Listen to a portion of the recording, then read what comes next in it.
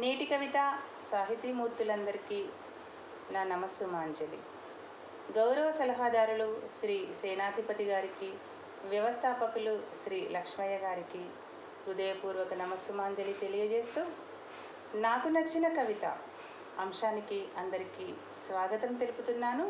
మీ ఆత్మీయ అనురాధ మెరుగు హనుమకొండ నుండి. సోమవారం నుండి గురువారం వరకు వచ్చిన నేటి కవిత సమూహంలో వారి మనసుకు నచ్చిన కవితలను ఎంచుకొని అభినందన సమీక్షలను అందించి తమ యొక్క అభినందనను విశ్లేషించే కార్యక్రమమే నాకు నచ్చిన కవిత. ఈ నాకు నచ్చిన కవిత ఈ వారం తమ యొక్క అభినందన సమీక్షలను పంపిన కవివర్యులు శ్రీ నగునూరి రాజన్న గారు. వారికి వనితా రాణి నోముల గారి స్నేహం అనే శీర్షికతో వ్రాసిన కవిత.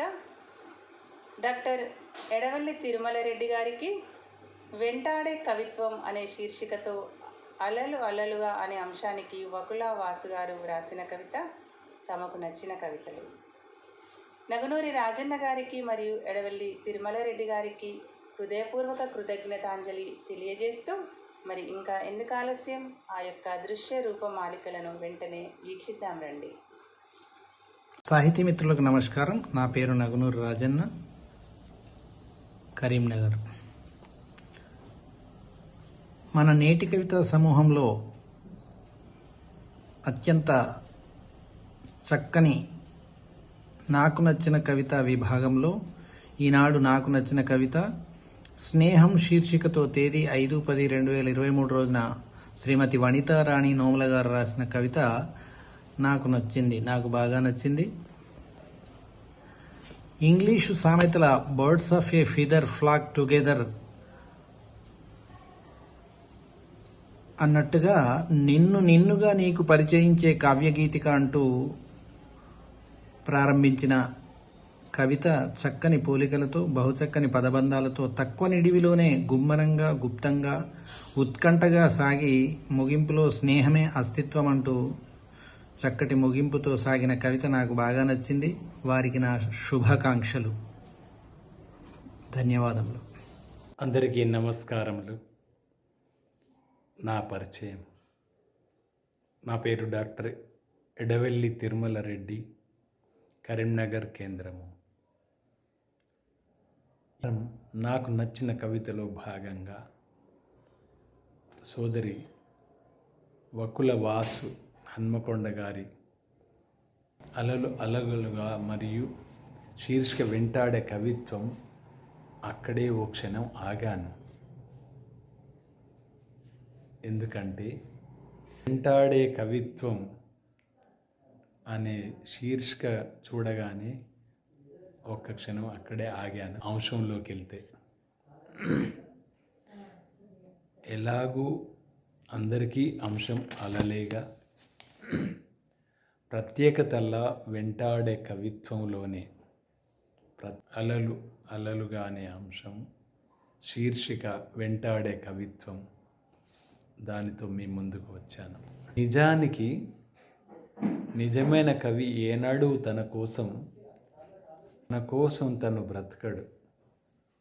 ఆ కవిత్వమే వెంటాడి మానసిక శారీరక విశ్రాంతికి దూరం చేస్తుంది, కానీ శాశ్వత కీర్తి బావుటాను ఎగరవేస్తుంది.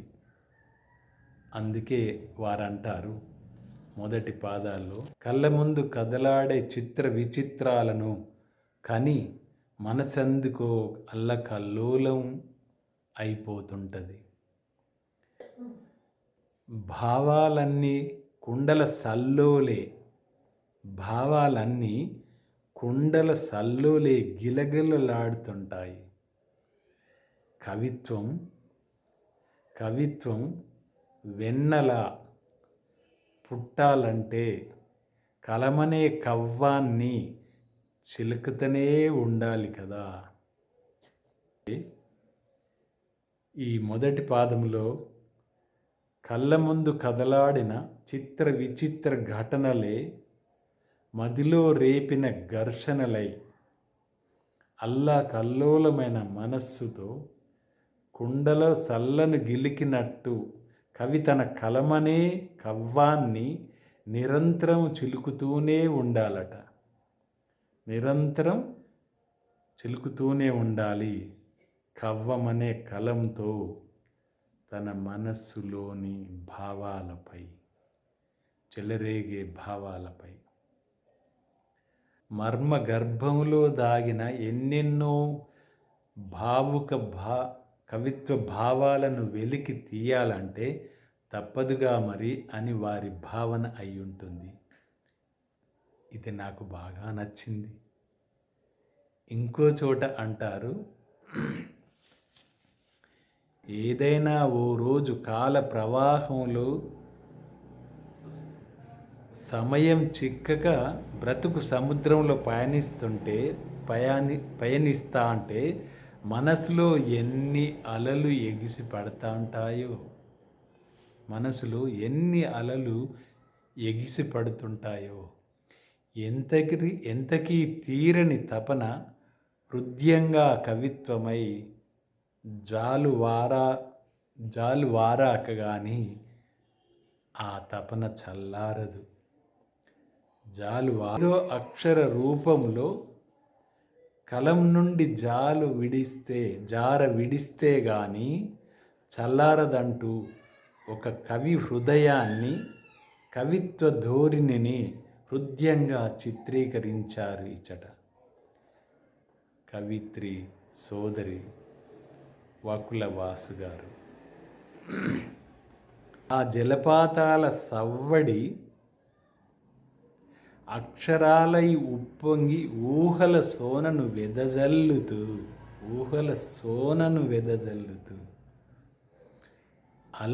అలలుగా తుల్లి పడుతూ నిమ్మలపడి